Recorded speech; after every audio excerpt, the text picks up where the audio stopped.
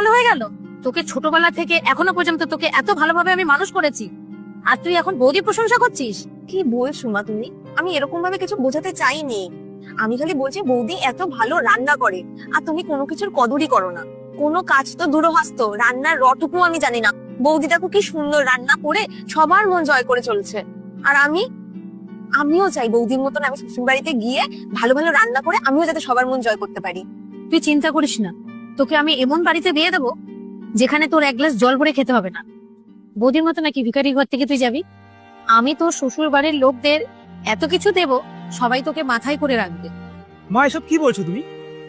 তুমি এতদিন ওকে খোটা দিতে, ওর রান্না বান্না নিয়ে কথা বলতে, এখন তুমি ওর পরিবার নিয়ে কথা বলছো? এসব কি মা? তুমি ওর কোনো প্রশংসা করতে পারো না, ঠিক আছে, কিন্তু আজ এরকম ধরনের তোমার শব্দ বাড়ির ব্যবহার বউ করা অন্য বাড়ির তোমার মেয়ে শোভা দেয় না। বলে আর এতটাও তুমি বলছো অবহেলা করো না। বোনকে এমন কাল বাড়িতে বিয়ে তোমার দেবে বাড়ির মেয়েটাও যেখানে বোনকে অন্য কোনো বাড়ির কাজ করতে বউ হবে না। হবে।